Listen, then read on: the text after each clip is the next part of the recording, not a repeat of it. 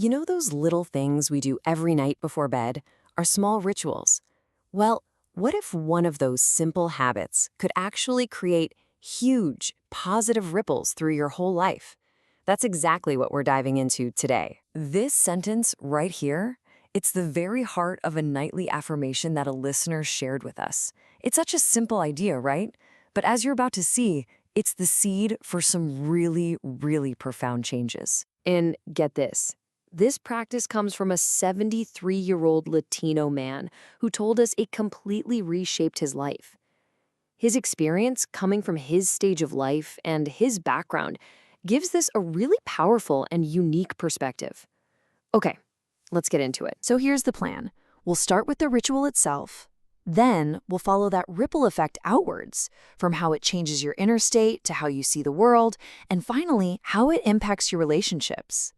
We'll also hit some really important cautions before we wrap up with this incredible idea of the power of just one intention. Okay, so what exactly is this ritual? Well, it's this really comprehensive affirmation that you say to yourself quietly right before you fall asleep. The whole point is to focus your mind on all the different sides of what love really is. Now, the full affirmation has 16 parts. So this isn't just about, one simple idea of love. It explores love as a force that's creative, that's truthful, that's healing, and even courageous.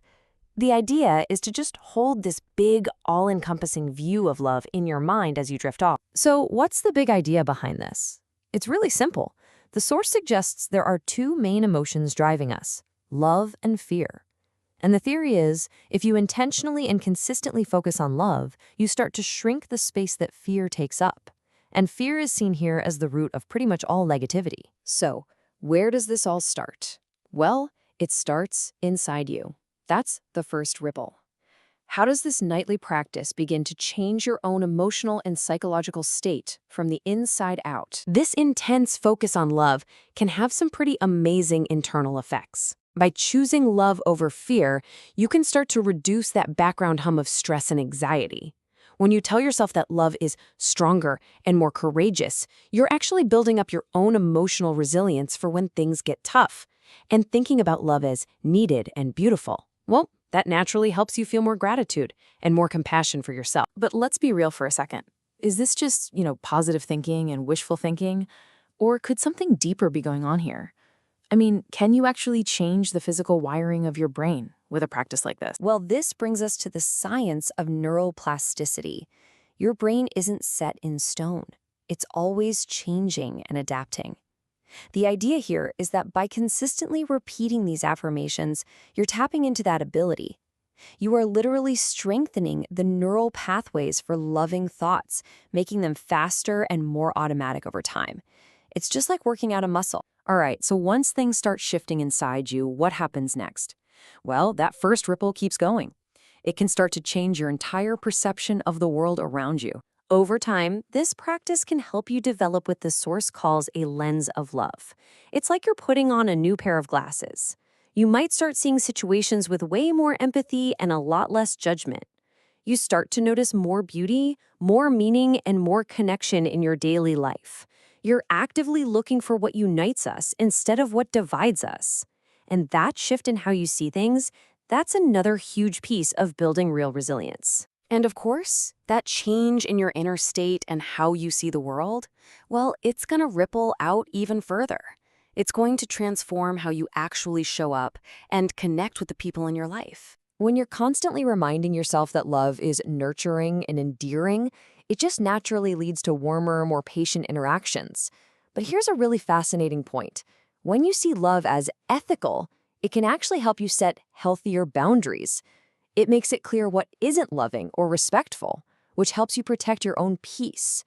For the listener who shared this, it also reinforces powerful cultural values, like familismo, this deep sense of family unity. Now, this all sounds pretty incredible, and the potential is huge. But it isn't always a walk in the park. It's really important we look at some of the challenges and cautions to make sure we've got a realistic view of this. So there are a couple of things to watch out for. First, you might start feeling disappointed when other people don't give that love back to you. And second, opening your heart like this can make you feel more vulnerable. But what's interesting is the practice itself can actually help you handle those moments better, with more compassion, reframing them as just a sign of being fully human and fully alive. Okay, we need to pause here for a moment because there is a very, very serious and critical caution about using this practice if you are experiencing psychosis. It is vital that we cover this carefully. The perspective from the source on this is extremely nuanced. So, on one hand, these kinds of affirmations might feel grounding. They could help counterbalance some fearful thoughts. However, and this is the really critical part, if the psychosis involves religious or spiritual themes, affirmations about love being godly or spiritual could potentially make some of those beliefs more intense. Because it's so complex, the advice here is absolute and non-negotiable. If you are experiencing psychosis, you absolutely must talk to a mental health professional before trying this or anything like it. Your safety is the #1 priority, and professional guidance is essential. Period. Okay, so with that really crucial safety note in mind, let's circle back and bring this all together. How can you take a practice like this even deeper? And what's the ultimate takeaway about the power of just one single intention? The source gives a few really simple ways to make this practice even more powerful. You could add some focused breathing or visualization.